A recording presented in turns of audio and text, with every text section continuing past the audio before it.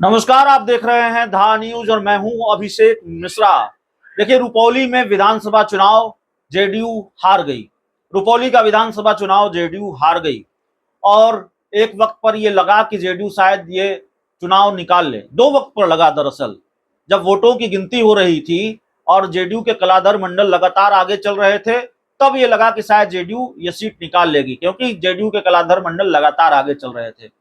और जिस तरह से जेडीयू दावा कर रही थी, जिस तरह से नीतीश कुमार ने पूरी ताकत झोंक दी थी, नीतीश कुमार ने अपनी पूरी फौज रुपौली में उतार दी थी, जेडीयू के कद्दावर नेताओं की फौज रुपौली में कैंप कर रही थी, नीतीश कुमार के करीबी मंत्रियों की फौज कैंप कर रही थी रुपौली में, चिराग पासवान ने सभा की। उससे यह लगा कि जाहिर तौर पर शायद रुपौली की सीट जेडीयू के खाते में जा सकती है, जेडीयू अपनी सिटिंग सीट बचा सकती है। लेकिन निर्दलीय शंकर सिंह ने चित कर दिया। उनके सामने न नीतीश मैजिक चला, न चिराग मैजिक चला और न ही बीजेपी का कोई मैजिक चला। रुपौली विधानसभा उपचुनाव जेडीयू हार गई। अब सवाल यह है कि उपेंद्र कुशवाहा एनडीए में हैं, कुशवाहा जाति के बड़े नेता माने जाते हैं।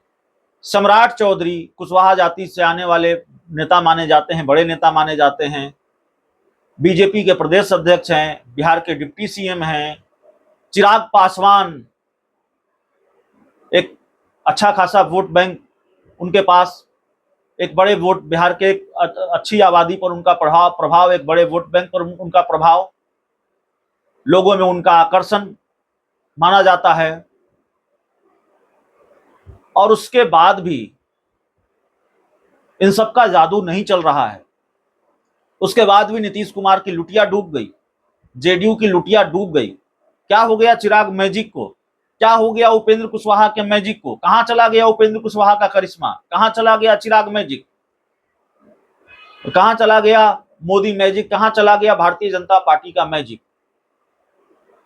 रुपौली जो सीट जेडीयू के खाते में थी, रुपौली जो सीट जहां बहुत मुश्किल लड़ाई नहीं थी, बीमा भारती लोकसभा का चुनाव हार चुकी थी, भारी अंतर से हार चुकी थी, वो आरजेडी की उम्मीदवार थी और बीमा भारती कोई फैक्टर, बहुत मजबूत फैक्टर नहीं थी। ये चुनाव नतीजों से साफ हुआ, बीमा भारती तीसरे नंबर पर रही हैं।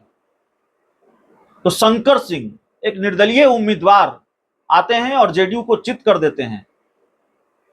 सारी मेहनत नीतीश कुमार की बेकार चली जाती है, सारी मेहनत जेडीयू के नेताओं की और एनडीए की नेताओं की बेकार चली जाती है।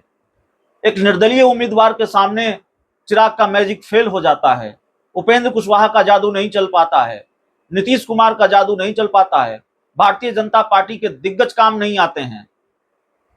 तो क्या स्थिति है? इसका मतलब तो यही है कि उपेंद्र कुशवाहा ने जो बात कही अब से कुछ दिन पहले प्रेस कॉन्फ्रेंस में कि गठबंधन ऊपर ऊपर दिखा लोकसभा चुनाव में और निचले स्तर पर सामंजस्य नहीं दिखा, इस वजह से कई सीटों पर एनडीए की हार हो गई। तो बात तो वही नजर आ रही है, स्थिति परिस्थिति तो वही दिखाई दे रही है कि वाकई इस तरह की स्थिति है, ऐसा है। और गठबंधन सिर्फ ऊपर ऊपर तक है, निचले स्तर पर गठबंधन की जड़ें बिल्कुल खोखली हैं, निचले स्तर पर गठबंधन की जड़ें मजबूत नहीं हैं, या जड़ शायद हैं ही नहीं। निचले स्तर पर जो एनडीए के कार्यकर्ता हैं, अलग अलग दलों के जो नेता हैं, अलग अलग दलों के बूथ लेवल, पंचायत लेवल, प्रखंड लेवल, वो इस दोस्ती से कन्विंस नहीं है। और नीतीश का वोटर बीजेपी का साथ नहीं दे रहा है, बीजेपी का वोटर नीतीश कुमार का साथ नहीं दे रहा है, चिराग का वोटर नीतीश कुमार का साथ नहीं दे रहा है। उपेंद्र कुशवाहा भी बहुत मदद नहीं कर पा रहे हैं बीजेपी और जेडीयू की, बीजेपी और नीतीश कुमार की।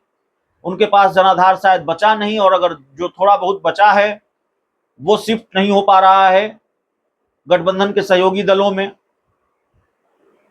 ये सवाल तो है। और अगर यही ट्रेंड रहा तो अभी विधानसभा की 4 और सीटों पर उपचुनाव होने हैं। अतरी, बेलागंज, इमामगंज और रामगढ़, इन 4 सीटों पर उपचुनाव होंगे। तब तो इन 4 सीटों पर भी एनडीए की लुटिया डूबनी तय है। माना जा रहा है कि एक सीट बेलागंज पर जेडीयू लड़ेगी, बाकी सीटों पर बीजेपी लड़ेगी। एक सीट जीतन राम मांझी लड़ेंगे, 2 सीट बीजेपी लड़ेगी, 1 सीट जेडीयू लड़ेगी इन 4 सीटों में से। तो वहां भी तो लुटिया डूबने के आसार नजर आ रहे हैं। अगर ट्रेंड यही है कि गठबंधन निचले स्तर पर नहीं दिखाई दे रहा है, निचले स्तर पर सामंजस्य नहीं है और गठबंधन के जो दल हैं, एनडीए के जो अलग अलग दल हैं, उनके वोटर एक दूसरे के साथ शिफ्ट नहीं हो रहे हैं। तो जाहिर है ये एक तरह से बहुत साफ तस्वीर तो नहीं है, लेकिन संभावित तस्वीर जरूर है। आने वाले 4 सीटों पर जो विधानसभा के उपचुनाव होने हैं, झटका एनडीए को ही लग सकता है, बीजेपी जेडीयू को ही लग सकता है। बहुत बहुत धन्यवाद।